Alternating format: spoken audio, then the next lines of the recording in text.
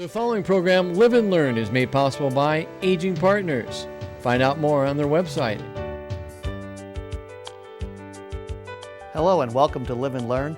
I'm your host, Jerry Renaud. We have a very special treat for you. Lincoln's mayor is going to drop by and talk about all things Lincoln, including the new budget. Don't go away.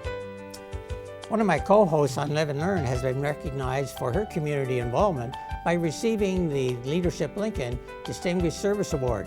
Stay tuned to hear the fascinating story and learn how you can be involved in your community. Hi, I'm Lita Powell Drake, and today we're going to take a look at the electric cars, the brand new cars, the EVs, that stands for the electric vehicles, and Dr. Don Cox of the University of Nebraska, who teaches this stuff, is going to be with us here. He's electrical engineering, and he's going to tell us more about the Tesla Roadster. Please, stay tuned to this. Do you have a story to tell? Perhaps your family history or a novel based on your life? I'm Kristen Stows. Prepare to be inspired as I welcome author Karen Shoemaker, who is going to help us start filling in our blank page. This and more on today's Live and Learn. Hello and welcome to Live and Learn. I'm your host, Jerry Renaud. We have a very special treat today. We have Lincoln's mayor, Larry Gaylor Baird, who has agreed to come down and join us. Mayor, thank you very much for agreeing to come down, and we're going to talk about all things Lincoln, right? Yes, thank you so much for having me back. It's so nice to see you and your smiling face. You know, it was just about 18 months ago that we did this interview. We talked about the Lincoln's growing and all the things that were going on and all of those different needs. And then COVID came, and everything changed. It's been a really interesting, challenging 18 months for everybody, but especially for you, as you were trying to figure out ways to make all of this work. I like to think we're getting back to normal. I'm getting a little concerned about some of the variants that are out there, but how do you look at the situation right now with COVID, how we got through it, where we're headed? Yeah. Well, as I reflect back on what we've been through together, I just am overwhelmed with gratitude to our community, and I'm so proud of the residents of Lincoln and Lancaster County. Whether it was people who stayed home to protect themselves and their neighbors and their loved ones and their families, or our first responders, the medical community that served us in historic ways, our health team at the Lincoln Lancaster County Health Department, all the folks that serve our aging population and our seniors. I mean, just so many people, including our young people who made tremendous sacrifices, worked together towards a similar goal, which was keeping people safe and healthy, and it's paying off. We're so fortunate in this community to have high vaccination rates and a high degree of safety, and the early preventative actions that people took made a real difference. And I just want to give so much credit to each individual. You mentioned that it was hard for me, but it's been hard for everyone. It's been hard for everyone on the planet. It's been, I think, more often something that has unified us despite the challenges that came with it. Do you feel like we're at least easing back towards some form of normality? Yeah, I think we're getting back to life as we want it to be. We were just over at the Marcus Theater celebrating the return of the movies, and nice. Councilman Tom Beckius made a play on words because one of the movies was Back to the Future. We're getting back to the future. We are resuming some of those things that we love, like time together with family and friends, going to the movies, eating out inside restaurants. And it is wonderful to see how Lincoln, because of our strong pandemic response, is able to kind of rebound more quickly than many other communities across the country. We were just recently ranked as the #1 quality of life, best quality of life in the country. And I believe that part of that has to do with kind of where we are today. We are welcoming American Ballet Theater to our parks for a free performance. They kicked off their tour here as they head back to Rockefeller Center. We're welcoming Garth Brooks on his stadium tour. We're having Wingfest this weekend, and the rodeo is here. So we are really positioned to get back to the business of summer, and I'm so pleased. Yeah, I think even just some of the simple things like being able to go out for dinner again Mm-hmm. with family and friends, as you mentioned, is a great thing.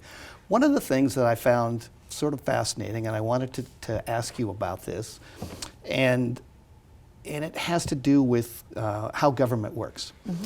I recently had to take my car in to get it licensed, and so I went to the Lancaster County, and you show up in the parking lot, and there's this long line. Yeah. So I get into the back of the line, and it just zipped right along, and I got inside pretty short period of time, and so I asked the girl who was helping me. I said, "When do you go back to what you were doing before?" And she says, "We're not going to."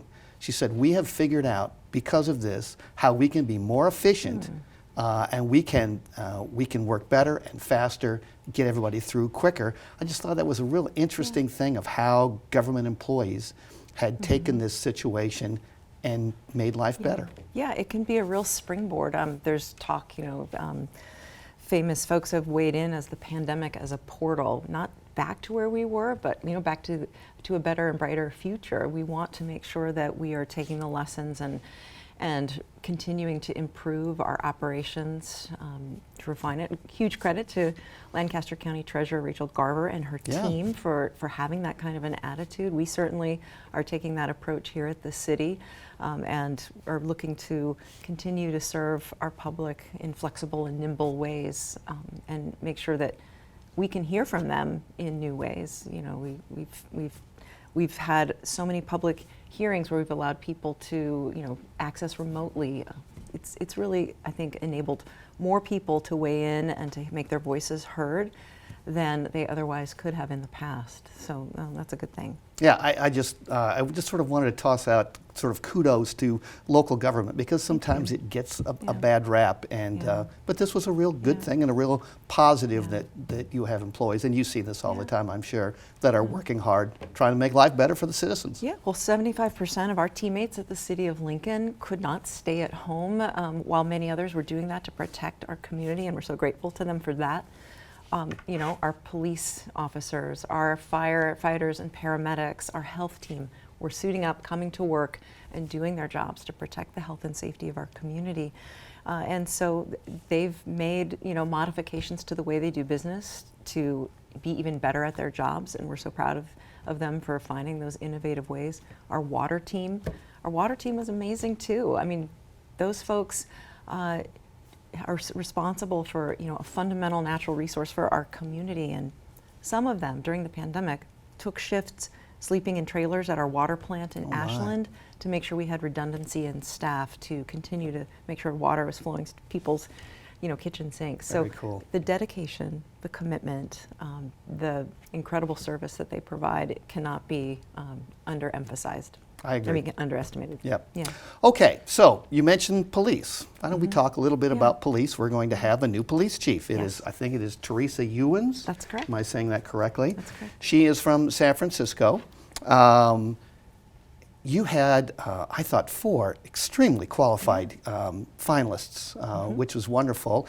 Tell us a little bit about the search process, because it was very inclusive. Yeah. I mean, there were just lots of people that I think got to weigh in on this and give their opinions on these folks. So what was it? Tell us a little bit about the search, and then tell us what was it about Teresa that you thought she's the right person for this time.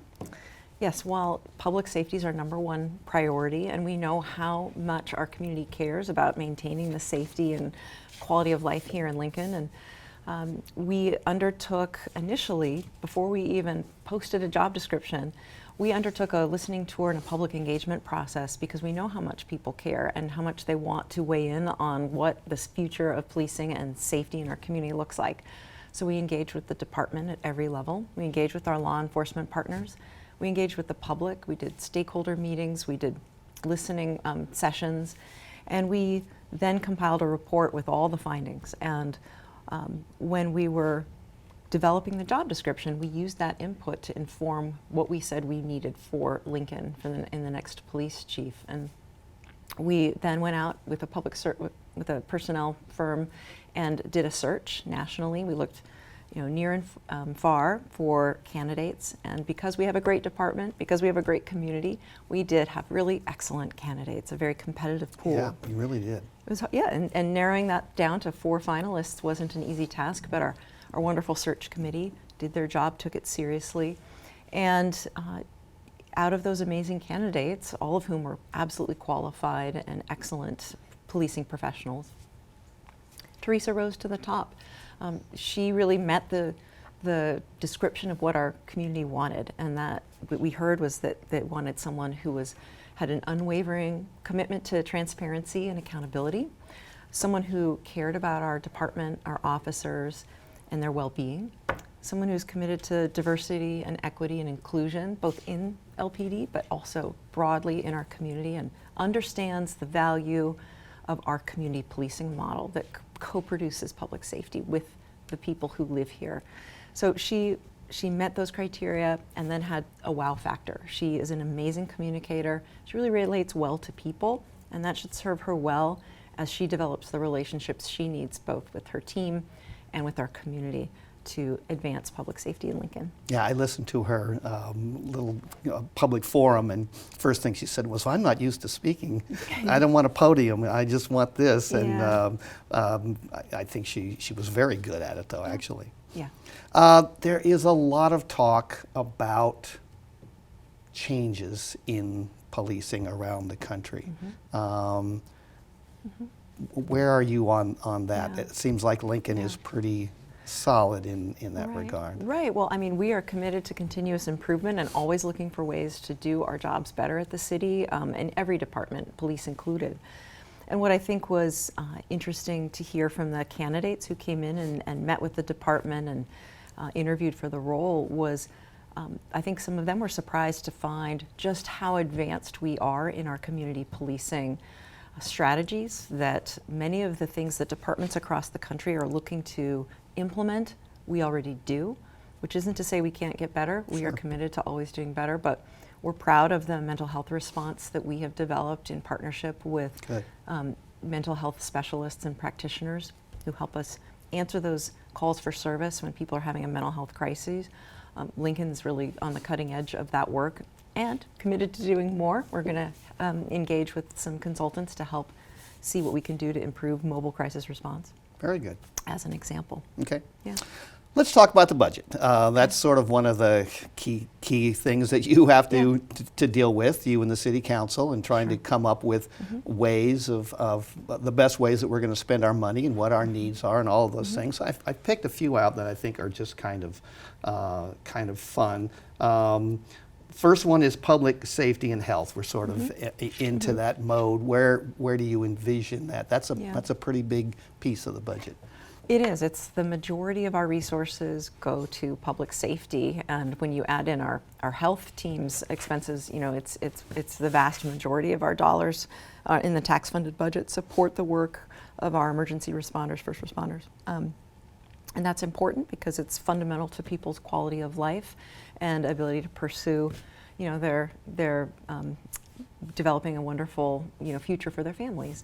So the budget does include funding for additional firefighters, police officers, emergency 911 communications dispatcher, and for our COVID response, we've of course had to beef up our health team. These are investments that are going to, pay dividends for the health and safety of our community. So we're very committed to delivering on the expectations that our community has around health and safety. And a couple of the things, and we talked a little bit about this earlier, was it's with water issues, but also street issues and infrastructure, those kinds of things as well. Yeah. I mean, city government provides very basic services, and we are uniquely positioned to do that. We are in charge of making sure you have clean, fresh drinking water that I appreciate it. That the toilet flushes when you need it to. Yes. And that we are, repairing and rehabilitating and building streets that support people's safety, that support economic growth and opportunity and quality of life. So this budget invests about $60 million in transportation, the vast majority of that in streets, but also we're doubling funding for sidewalk repair in the upcoming budget. Good. Very good. Okay, another interesting topic, and I think it has a little bit of COVID relationship there, and that is developing the workforce. Yeah. Everywhere you look in the city of Lincoln, people are looking for help. Yeah. They're looking for employees. I've seen huge signs, big dollars for truck drivers, and restaurants are looking for people. And Yard signs looking for people. I've never seen yard signs No. for hiring. Yeah, absolutely. So how are you going to do that? That seems like a big task.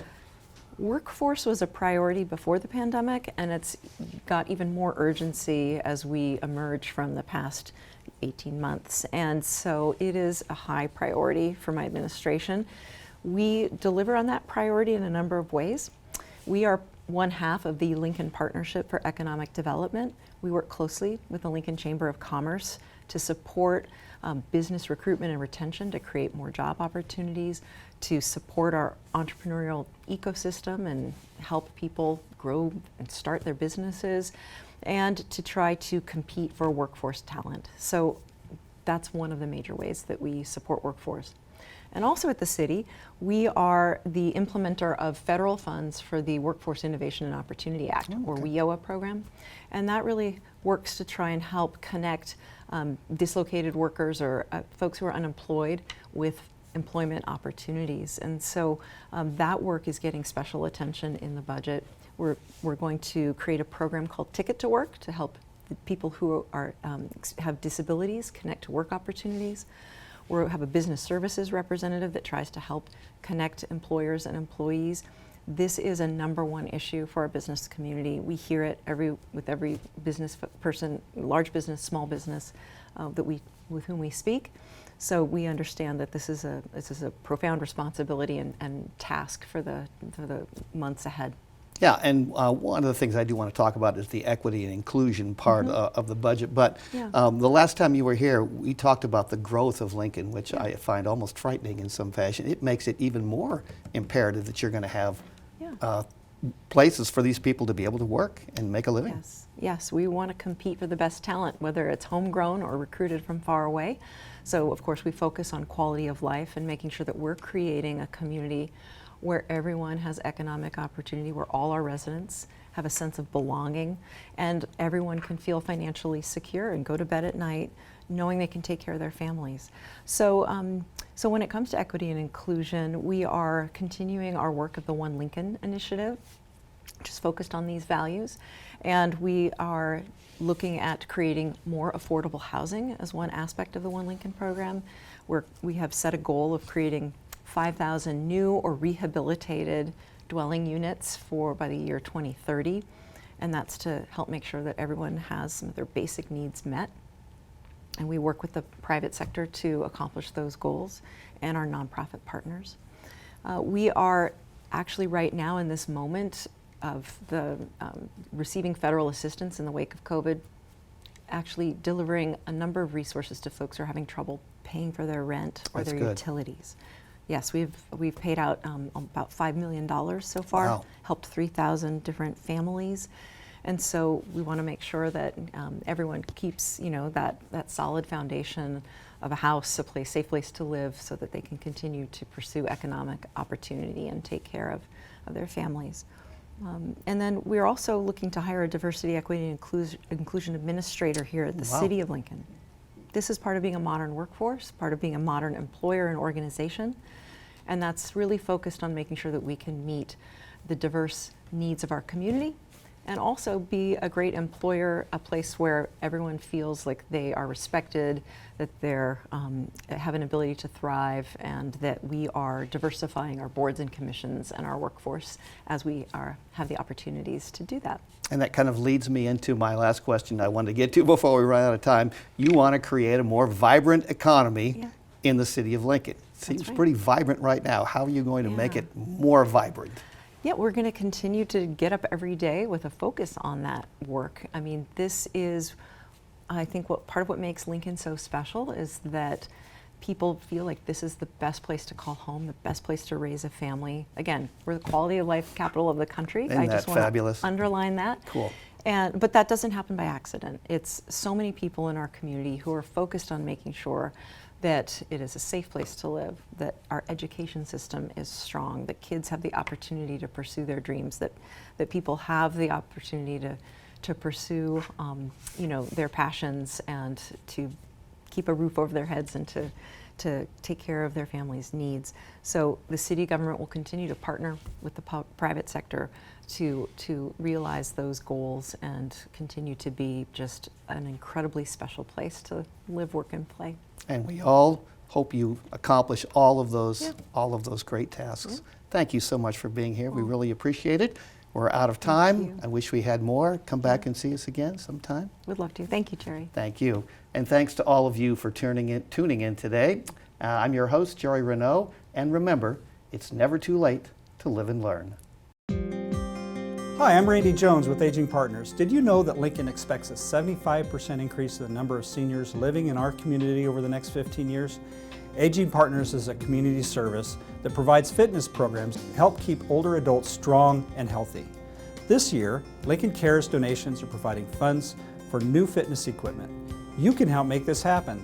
Sign up to support Lincoln Cares and add $1 to your LES bill each month. Welcome to Live and Learn. Leadership Lincoln is focused on building a well-informed, well-trained community that has a real interest in building the community. I'm Doug Jose, and joining me today is my co-host on Live and Learn, Kim Hachia, who is a recent recipient of the Leadership Lincoln's Distinguished Service Award. Kim, it's a real pleasure to have you here, and congratulations. Thanks, it's Doug. well-deserved, and Thank you. It's a real pleasure to visit with you on Live and Learn. Thanks. When they called me to tell me I was receiving the award, I was really genuinely surprised. So, tell us a little bit about Leadership Lincoln to start with. Well, Leadership Lincoln was founded in, I think, 1985 or 86 by a group of people that really wanted to help build a new generation of leaders for the city of Lincoln. So we're entering our 37th year of fellows, and the program has really expanded since then. So there's all sorts of different cohorts and groups of people. There's probably not a board or a group in Lincoln that doesn't have a Leadership Lincoln alumnus on the board. There's over 3,500 people that have been through the program. You're a graduate yourself, but you've also been involved in other aspects of Leadership Lincoln besides the training itself. Yeah, I was in class 10, which at the time we used Roman numerals, so we always used to joke about we were in class 10. I think they've switched to actual real numbers now. But there's some of the other stuff I've done for the group is I served on programming committees that helped develop curricula for the fellows classes.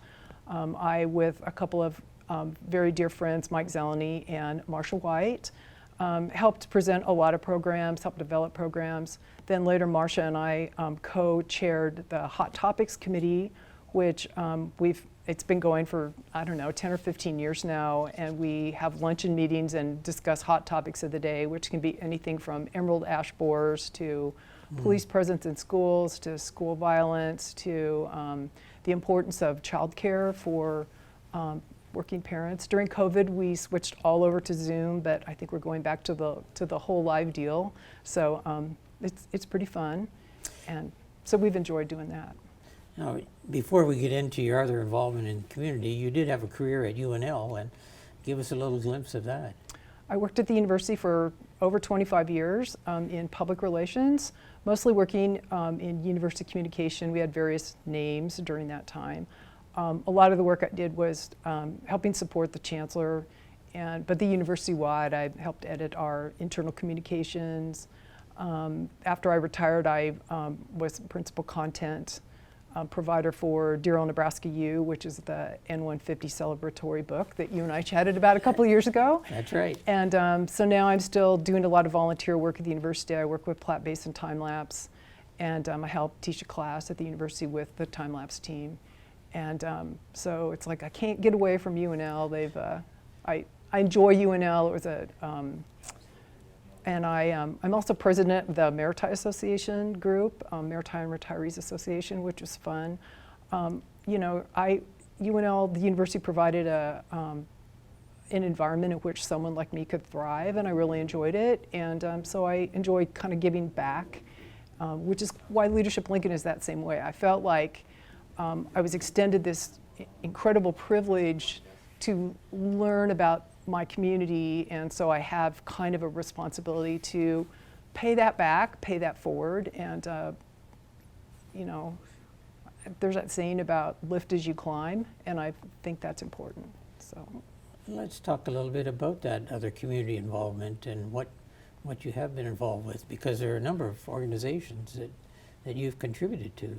Yeah, I've always been kind of a joiner, and so one of my things that I talk about is when somebody asks you something, you know, just pretty much say yes if you can. So, and a lot of things I enjoy doing are maybe sort of little one-shot deals, so it's not super long-term, but I have done a lot of long-term things.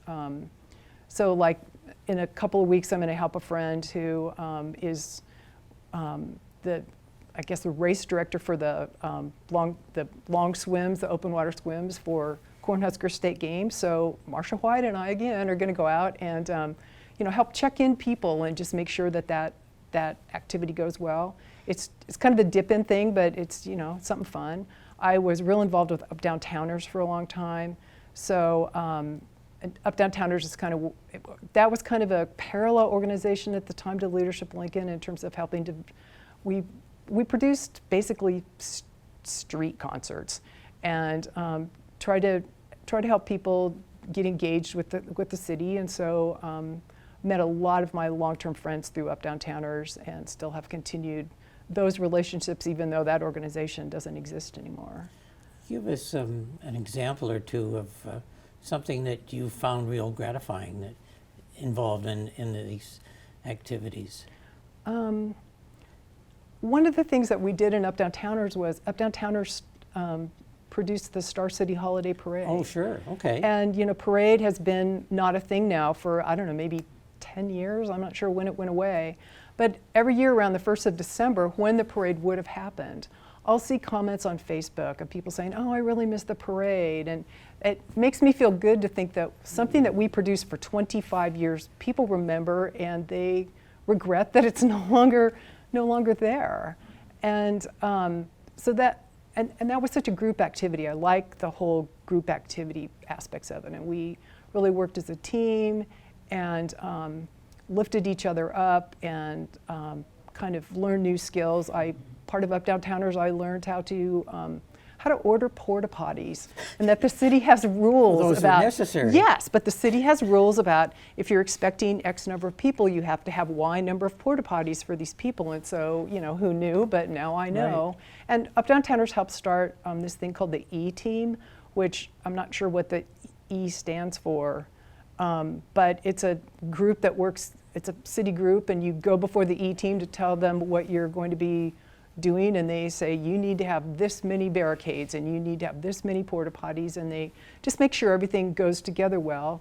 It's kind of like earlier the mayor was talking about you know, working together as a group, and I think that's kind of one of the things that Lincoln does really well is we're a very collaborative community.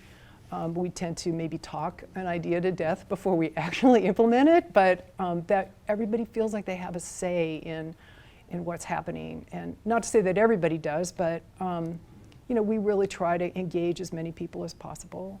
What about your comments about people that might be thinking, well, I'd like to contribute, but I'm not a real leader in the community. How can they get involved and how can they contribute? I don't think you need to be a leader. I think you need to, I'm big on followership and saying yes if somebody asks you.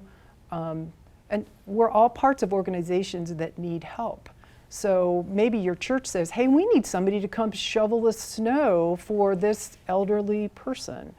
And you're like, well, I can do that. That's not hard. I can deliver a meal. If I find out that, you know, maybe somebody has a health crisis going on and they set up one of those meal train things, we'll sign up and take them some chicken. I mean, it's not that hard. And some of it is very, you know, time limited. I try to kind of do things that are sort of parallel to my interests too. I'm interested in nature, so I became a master naturalist, and I do work with nature groups. You know, maybe some other things I'm not so interested in, I'm not going to say yes to, but I may, you know, point them to somebody who might be helpful. So we're contributors, but we don't all have to be the leader. No, you don't have to be the president of the organization to be a contributor, to help out. I mean, even in your neighborhood, you know, when you go for a morning walk, take a plastic bag and pick up trash. I mean, that's a very minimal thing, but it's something I tend to do. And the day after the 4th of July, I couldn't believe how much trash I picked up. So, but it just helps. It helps your community. And the other thing is that I get a good feeling out of that. One of my friends talks about that warm, glowy feeling of being a volunteer, and I think, and that's a slightly self-serving, selfish way of looking at things. But my parents were both kind of volunteered in the community and did things, and I just come from a background that's, we feel that's important.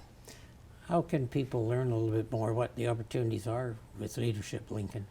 Leadership Lincoln has a website, leadershiplincoln.org, and I think they're still, I'm not sure that they're still recruiting for the classes right now, but because they're coming up on class 37, which is just amazing to me. But if you go to the website, you can find out a lot about Leadership Lincoln, and they also promote like hot topics. Like there's one coming up next week, and I think they're going back to in-persons, and so they'll be doing, you know, they promote them on the website, but also maybe through Facebook and things like that. So. Kim, it's been a pleasure. Congratulations again for this recognition. As I said, it's well-deserved, and you've made major contributions to the community. Well, thank you. And it's great to have you involved. Thanks a lot. Thanks.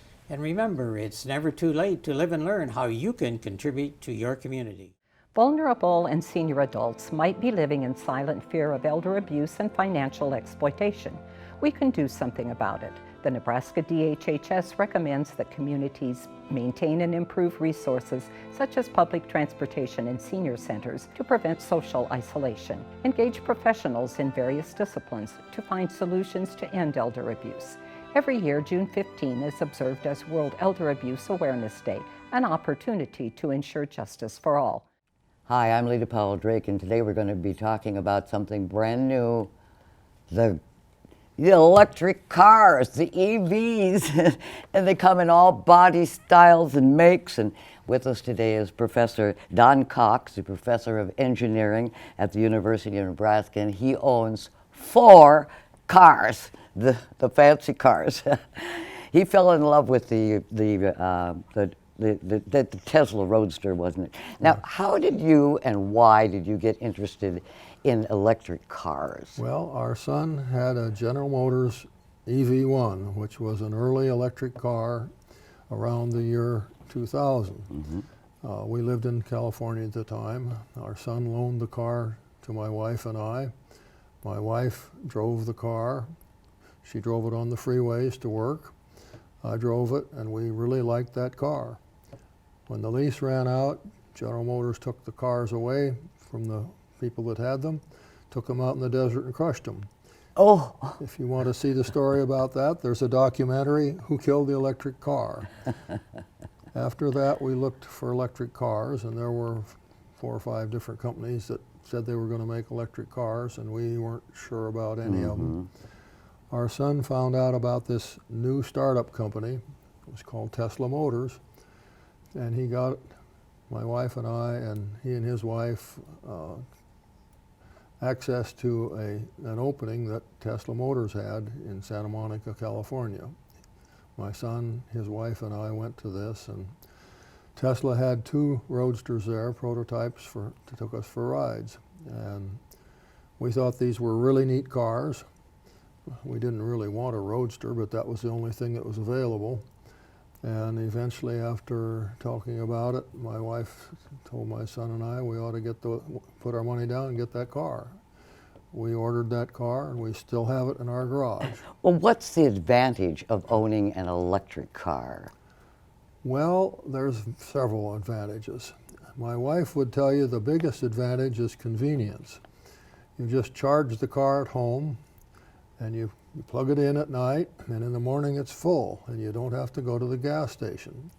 That's probably the number one thing. Of course, they're better for the environment. They don't put out any pollution from the car itself. Even when they're charged from something that isn't so great, they're better than a gas car. They don't have to get gas from the Middle East, so that's better too. Those are probably the major things: environmental, convenience. Well, what's the average price of these cars, the new electric cars, the EVs? They range over a wide range. Probably the least expensive ones are around $30,000. The lowest price Tesla is about $40,000. The next. Okay, what now? Did your wife put that up there? That's the license plate for our car. My wife picks those license plates. That says Love Electric Vehicle Model S. That blue car is a Model S. It's an electric four-door sedan. That one's a 2017. It's got probably 110,000 miles on it. And the average price of the car is what again?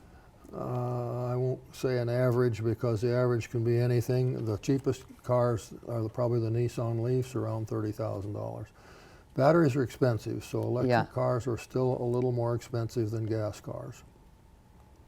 How far can you drive? Once you've got it all electric, organized, how far can you drive the car actually until it's going to run out? Well, different cars have different range. They have different size batteries. Our car, the blue one in that picture up there, will go about 250 miles between charges.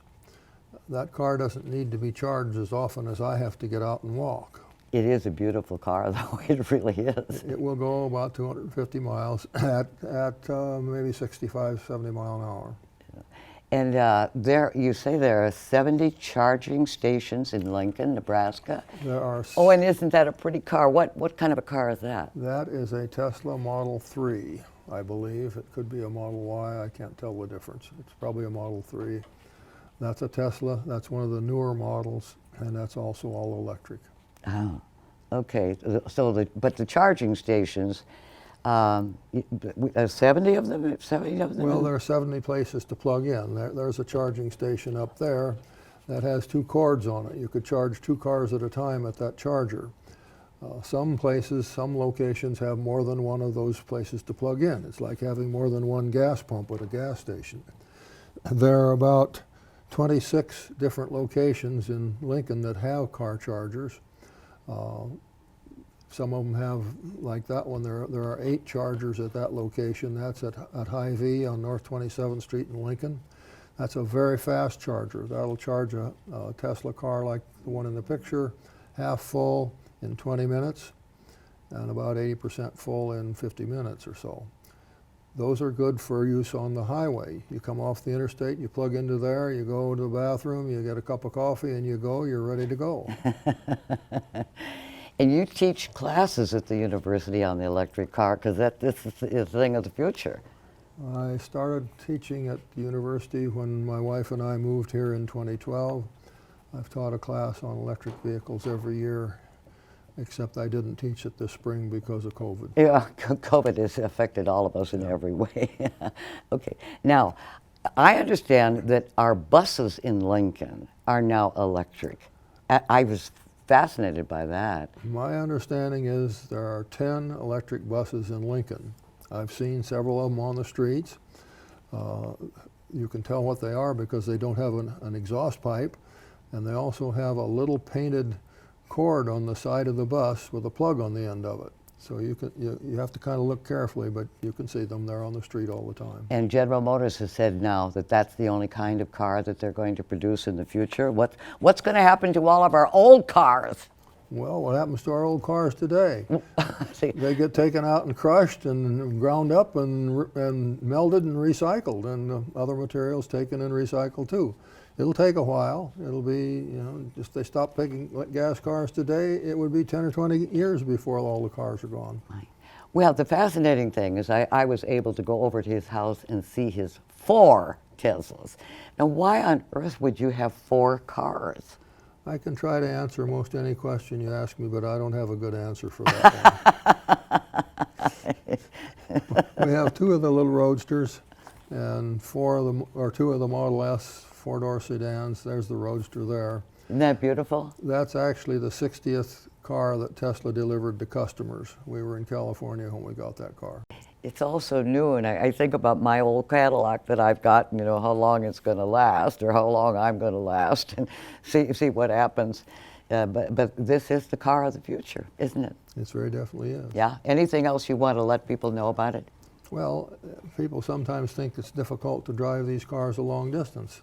That blue car there and is on the screen has been driven to California and back 4 times. It's been driven to Virginia and back twice, and I think it's been driven to Houston and back 3 times. We can travel everywhere in the United States in that car and use the chargers like that one you had the picture of that's out at Hy-Vee. They're off the interstate, right off the exit. You just drive out there and just like that one. You just plug it in. It takes anywhere from 20 minutes to 40 minutes, 50 minutes, and you get on the road and go. Well, you're lucky. I mean, you've got 4 cars, which I found absolutely fascinating. And each one is different? No, the 2 Roadsters are very similar, and the 2 Model S are very similar. They're just different years. Actually, the blue one has somewhat more sophistication than the first Model S, which came out in 2012. Are the students at the university interested in all this? Is what's happening? Well, many of the students are very interested. I have usually around 20 to 25 students in the class. It's an engineering class. Most of the students are mechanical engineering students or electrical engineering students. I have a few computer science people, a few people of other backgrounds. One year, I even had a student that came in from outside that was the city manager at Seward. He struggled a little bit with the technical things, but he did pretty well with the other topics in my class. Well, you're a remarkable man. We're now looking into the future and so forth.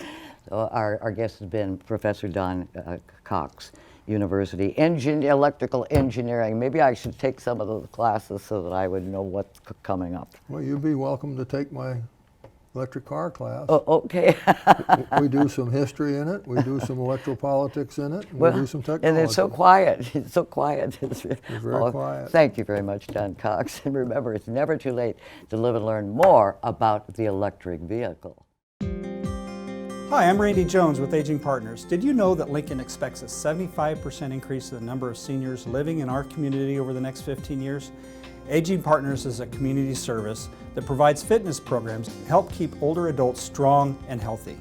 This year, Lincoln Cares donations are providing funds for new fitness equipment. You can help make this happen. Sign up to support Lincoln Cares and add $1 to your LES bill each month. Do you need a gentle nudge to start writing that family history? I'm Kristen Stows, and it is an honor to introduce author Karen Shoemaker, who is going to help us start filling in our blank page. Karen, welcome to Live and Learn. Thank you, Kristen. It's nice to be here. Wonderful to have you here today. You describe yourself as a writer, teacher, and chaser of dreams. I love that. I'd like to start by hearing how those 3 descriptive words suit you best. I tend to think of the words that they're basically all part of the same beast, really. I mean, as a writer, I'm someone who's always trying to process and understand existence and the world. So I'm always looking toward the past and toward the future through writing. And then as a teacher, teaching is all about the future. I mean, that's for all teachers, that we're all hoping to make some impact on the future as well. And chaser of dreams, well, dreams just keep expanding. The closer you get to them, the farther they expand, and so you're always moving forward. I totally agree. I totally agree. Please tell us a little bit about your background. Well, I'm Nebraska born and raised. I grew up in Holt County, and I studied at the University of Nebraska, got all my degrees there. Went to undergraduate degree in the journalism college, and was a student of some really fine people there. Bud Pagel, who recently passed away, and Dick Streckfuss were fabulous influences on my writing. And then graduate program in English Department of English. So you certainly had a solid beginning. Yes, I did. Definitely, definitely. Your quote, "A blank page is beautiful," resonated with me because I do truly believe that everybody has a story to tell, and that getting those stories down on paper is so important to family histories. Would you agree with that? Oh, I do. I do completely. We've got to get those stories down. And about the blank page, I find them, as you said, I find them beautiful. They are intriguing to me, endlessly intriguing. I heard a story on NPR years ago, one of those driveway moments, about an astronomer at an observatory in Brazil, and it was on the top of this high mountain, and it was the observatory was the highest thing on the mountain, and on the top of it was a platform, so that when you got up there you couldn't see anything but the sky, the night sky, and that experience of feeling like you were falling into the universe, her description, and that resonated with me, that idea of the blank page as that platform on the top of the observatory, that the blank page is the universe unfolding itself to us, and we're both in it and viewing it. That definitely is an inspiration then for you. Yes, I understand. What concrete advice or helpful suggestions could you offer our viewers that might motivate them to actually sit down and start writing that family history? Get out of the starting blocks, right? Well, it's a tough one. I mean, you're looking at your history, your life, and all these other lives before you. So it's a hard thing to try to figure out what to focus on first. And focusing is essential because there's only one, the ink is meeting the page one drop at a time. So, but my advice about that is to think about the things you want to know about your ancestors, to think about questions you have about what your mother did or your father did in various situations. And it can be something as mundane as a can opener. You have those automatic can openers, and I think about my grandmother in the kitchen, and first of all, before cans,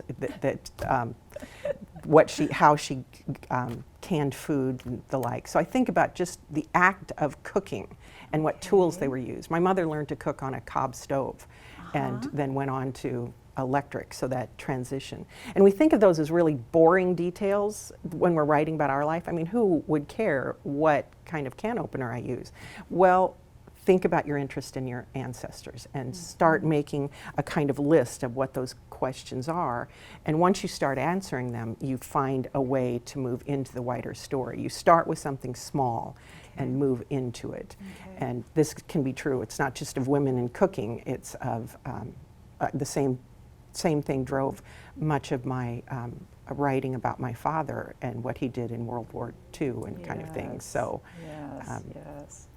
so things help us. Yes.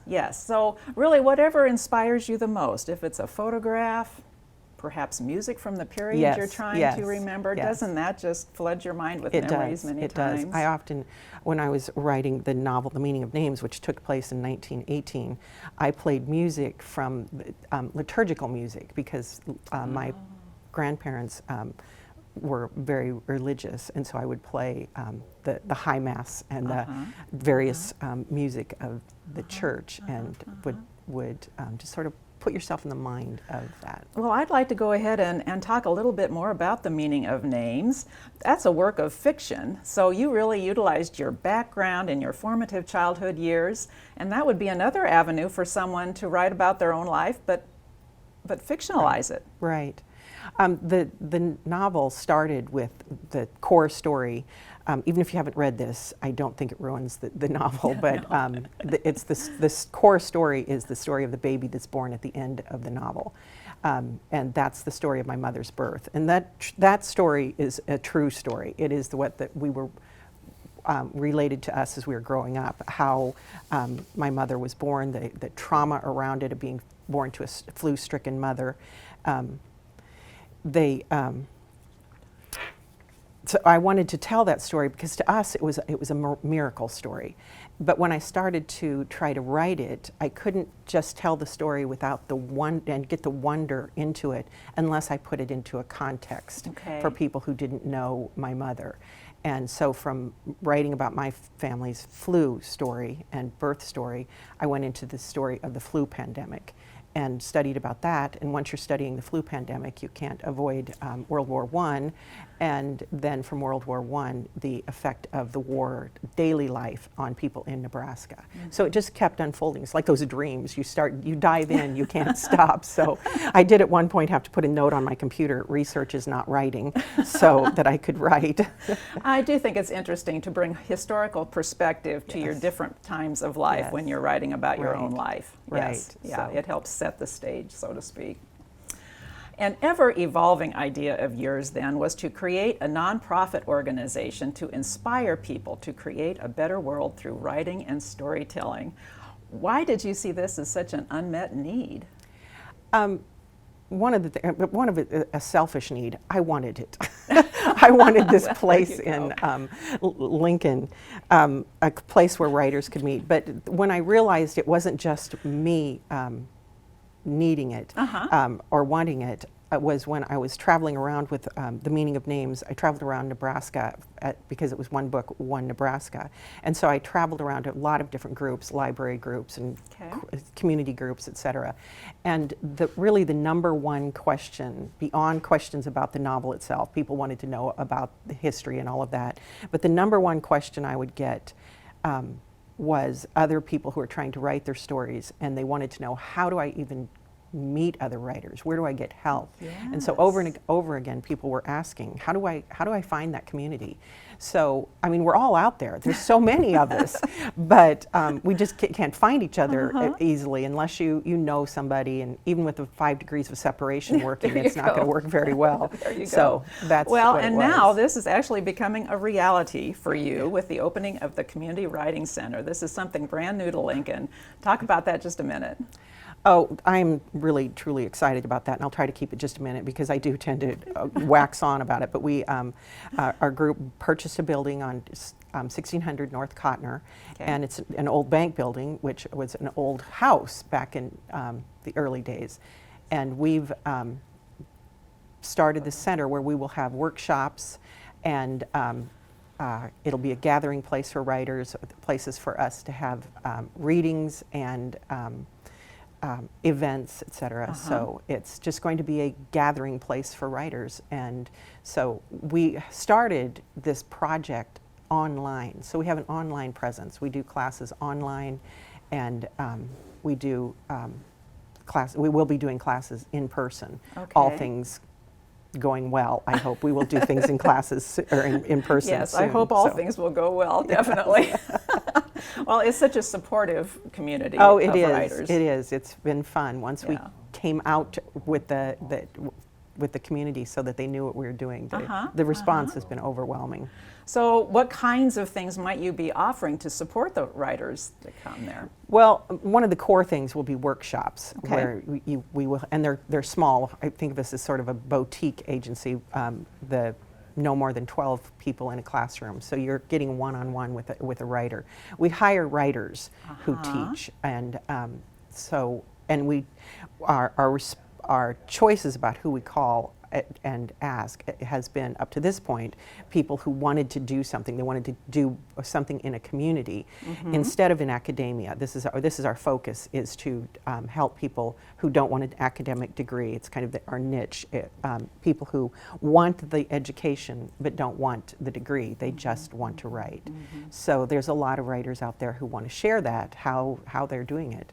So we will give the kinds of classes that people are asking for. There's fiction writing, poetry writing, business writing, essay writing for high school seniors going into college. I mean, we're ready to respond to whatever the It's a work in progress. It is. And that's the best kind. We're chasing this dream. We haven't necessarily caught it. It's not set yet, so it's ongoing. So, and this space truly is a community-based space because anyone, regardless of their literary background, can come, right? Yes, and I think that there will be a lot of people who at this point want to write but have never gone beyond, say, a letter to somebody. And so we want to have classes where we can help people grow there. But it's also for advanced writers. There's people who, even when you've written several books, you still want a community. So I hope we will. We currently, and I hope we continue to keep that community, wide-ranging community, and we're looking out to young people as well to see what the community wants. That's wonderful, Karen. We will be putting your website on screen for our viewers to access if they're interested in getting more information. And while we're showing that, do you have a word on your amazing board of directors? Because you definitely have support behind you here. I do. I have a great group of supporters. On our board is Twyla Hansen, who is the former state poet laureate, and Lucy Adkins, who is a local writer and teacher. She's one of our really popular teachers, and Dorothy Ramsey, who is our treasurer, and I am incredibly grateful to anyone who can help me with numbers. And Dorothy's doing a great job of it. And the other one, the first one was Linda Koloff, who also happens to be my sister, who is the person I credit for turning this into a dream I had and helped me figure out what an actual business structure looks like. Sure. Well, it's a fabulous group. Congratulations on thank that. you. For sure. Karen, we have about 15 seconds left. Do you have a parting word of advice for our viewers? Well, I hope to. I think people should think about writing not as a product, something that you're producing, but as a process. You grow every time you sit down to write and start stringing words together. You teach yourself something, and it's an activity that we should all keep doing. Yes, I totally agree. It's all about the process. Yes. And it can change too. Yes, yeah, it does. And it gets to be the best that way. Yes. Karen Shoemaker, thank you so much, not only for being a force in the literary world, but for being here today on Live and Learn and helping us all fill in our blank page.